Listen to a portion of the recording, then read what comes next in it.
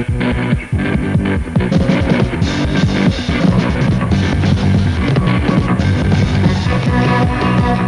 ¿qué tal amigos? Mi nombre es John Mejía. Nos encontramos nuevamente en este espacio para hablar de temas relacionados con la neurociencia, la neurocognición y el aprendizaje.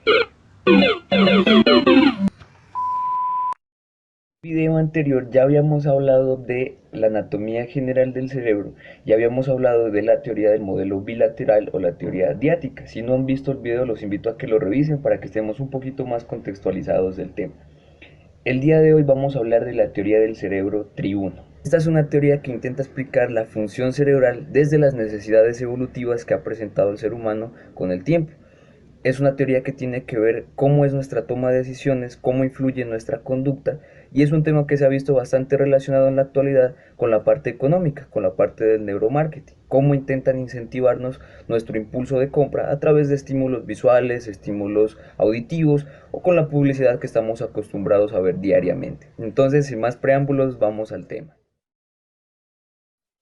La teoría del modelo del cerebro triuno fue propuesta por Paul MacLean, quien era el director del Laboratorio de Cerebro y Comportamiento del Instituto Nacional de Salud Mental de los Estados Unidos.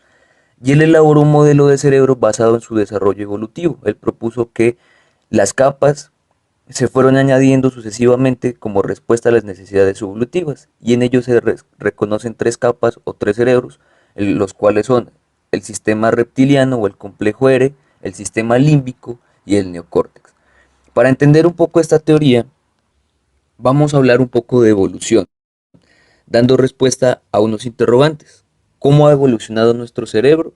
¿Qué mecanismos y estructuras cerebrales compartimos con nuestros antepasados animales? ¿Y cuáles son las estructuras que se han adquirido recientemente?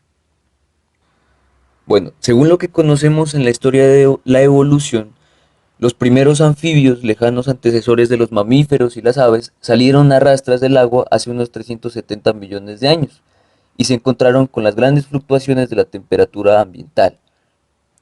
Según los estudios que se realizaron, se dice que hace más de 300 millones de años aparecieron los primeros reptiles, y su novedad evolutiva fue la de poner huevos en la tierra. De este modo los reptiles no necesitaban de agua para reproducirse. Muy poco tiempo después surgieron de los reptiles una división básica de tres linajes distintos.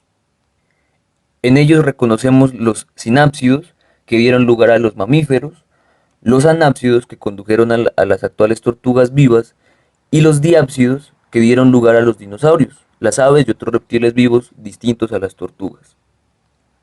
Los investigadores se dieron cuenta que las distinciones básicas entre los tres grandes linajes tenían que ver con la forma del cráneo y la disposición de los músculos que cierran la mandíbula.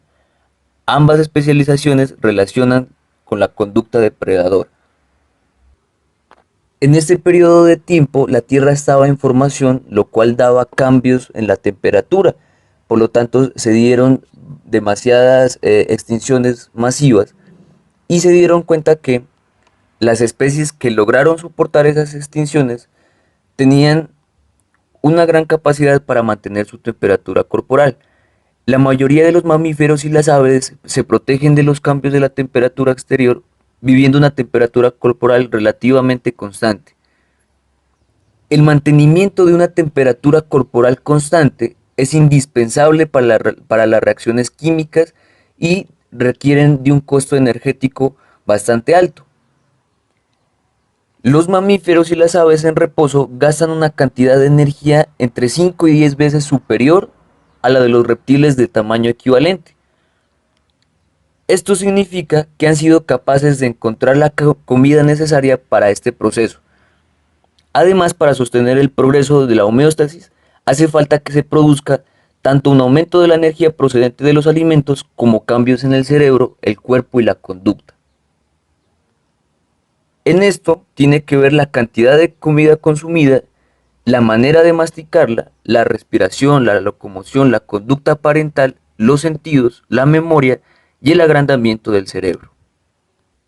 Si esto lo llevamos a la teoría propuesta por Paul MacLean, nos damos cuenta que esas tres capas o tres cerebros que él sugiere tienen que ver en sí cada una de las partes con la conducta de los reptiles, de los mamíferos y las aves.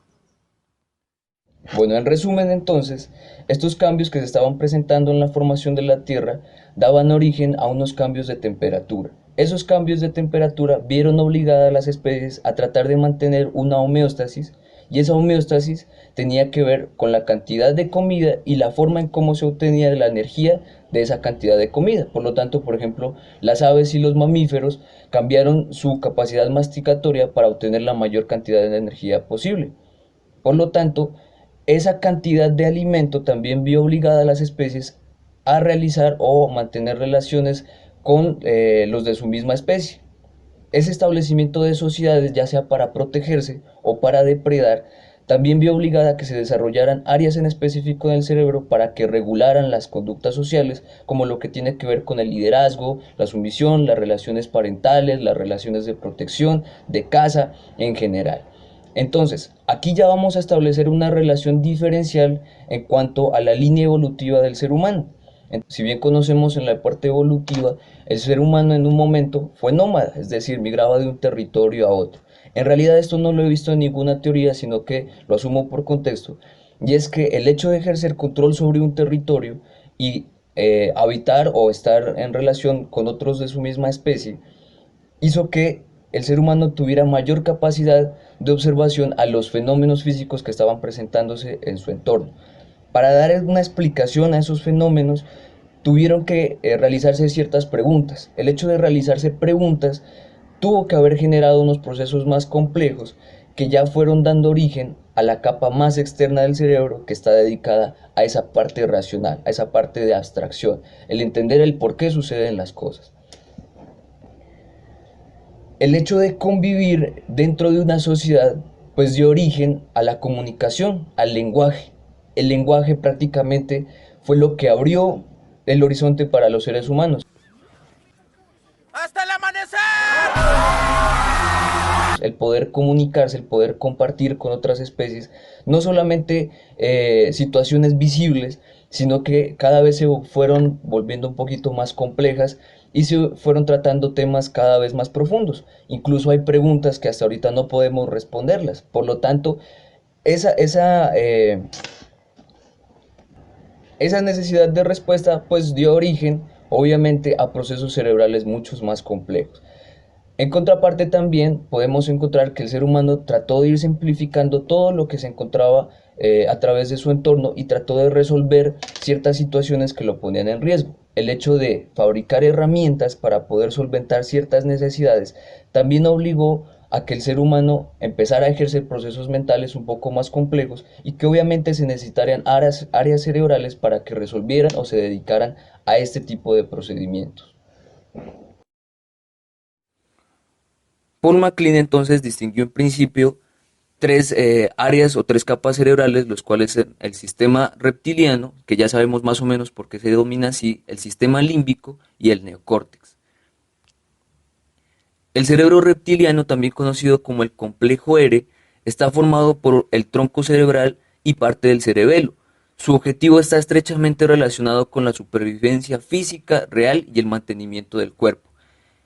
Esa parte del cerebro tiene que ver con el movimiento, la digestión, la reproducción, la circulación, la respiración y la ejecución de la respuesta lucha o huida. Esto lo vamos a tener en cuenta más adelante porque definen gran parte de nuestra conducta.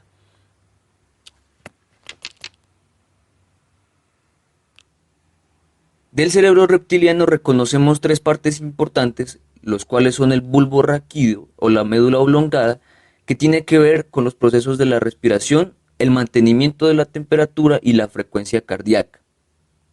También reconocemos la protuberancia, que conecta la transmisión nerviosa entre la corteza cerebral y el bulbo raquídeo. Este es un puente de comunicación entre esta área y ya un área un poco más compleja. De aquí también se alcanza a apreciar parte del mesencéfalo, y el mesencéfalo comunica la parte anterior del cerebro con la posterior. Entonces eso hace que ya se empiecen a establecer unas relaciones de codependencia entre estas áreas. Como podemos ver entonces, el cerebro reptiliano es considerado como una estructura ancestral y es la que en sí compartimos con otras especies y regula nuestras funciones vitales y la conducta más instintiva pero relacionadas con la supervivencia del individuo, lo cual es comer, beber, dormir y también con los impulsos y las relaciones sexuales. En definitiva, según la psicología, la función del cerebro reptiliano es actuar rápido y de manera instintiva para asegurar nuestra supervivencia. Aquí no hay nada de procesos complejos, sino el hecho de actuar bajo instinto.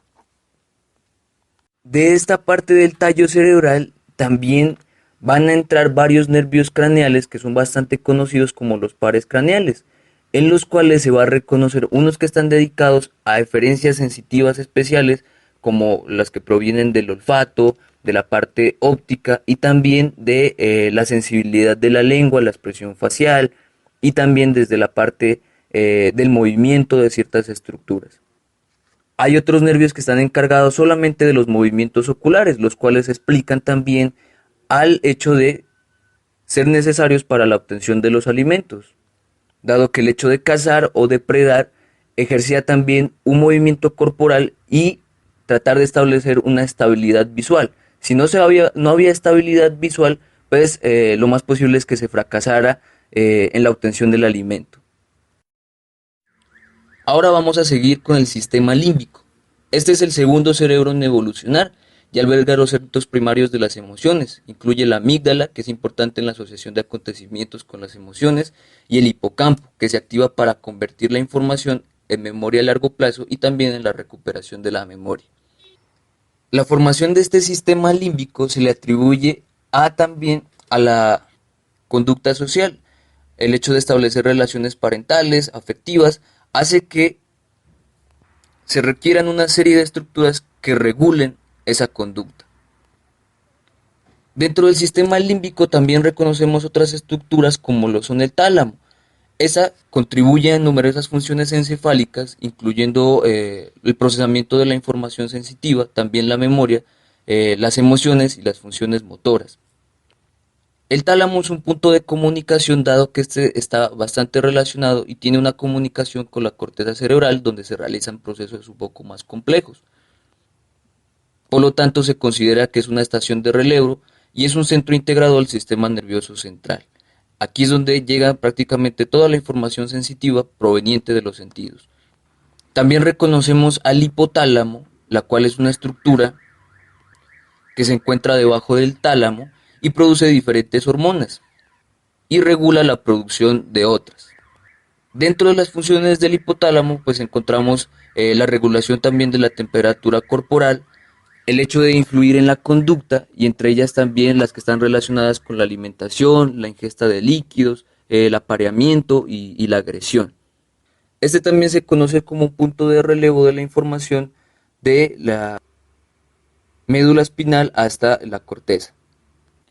También se logra reconocer la hipófisis, la cual es una glándula de secreción interna y está en la base del cráneo y se encarga de controlar todo lo que tiene que ver con la homeostasis y también regula determinadas funciones del cuerpo como el desarrollo o la actividad sexual. Como podemos ver, dentro del sistema límbico está muy relacionado la parte emocional, la parte de la memoria, pero en gran medida la actividad sexual. Finalmente vamos a hablar del neocórtex. Esta es la capa más evolucionada y también se denomina corteza cerebral. Esta constituye las 5/6 partes del cerebro humano. En la corteza cerebral logramos reconocer unos lóbulos, los cuales se explicaron de forma general en el primer video. Tenemos el lóbulo frontal, el lóbulo parietal, el lóbulo occipital y el lóbulo temporal. Dentro de las funciones del neocórtex o de la corteza cerebral, logramos reconocer todos los procesos relacionados con el lenguaje. Como habíamos hablado anteriormente, el lenguaje fue lo que expandió el horizonte para los seres humanos. El lenguaje hizo posible también la escritura. La escritura juega un papel fundamental. La capacidad de representar la realidad de una forma simbólica, que inicialmente se hizo a través de pictogramas y posteriormente se fue volviendo más compleja, nos permite tener una idea de los eventos históricos y poder establecer un orden cronológico. Esta memoria histórica hizo posible el pensamiento lógico informal, lo cual no solo nos permite ver hacia atrás, sino también nos permite ver hacia adelante y planear sobre el futuro.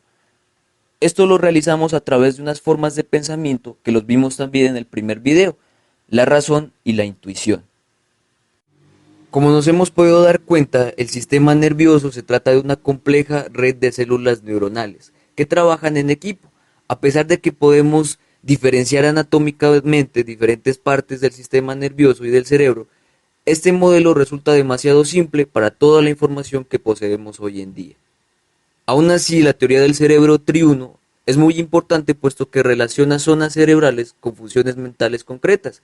Gracias a esta teoría y la teoría diática podemos desarrollar algunas disciplinas como lo son la neuropsicología, la neurociencia y también todo lo que está relacionado con el neuromarketing. En el próximo video vamos a hablar de cómo la teoría diática y la teoría del cerebro triuno están relacionados con el neuromarketing y con la economía, cómo se activa el impulso de compra. También vamos a hablar del carácter social, el cual es un intermediario entre la parte económica y la idea. Esto nos permite definir las grandes dudas de la conducta humana actual.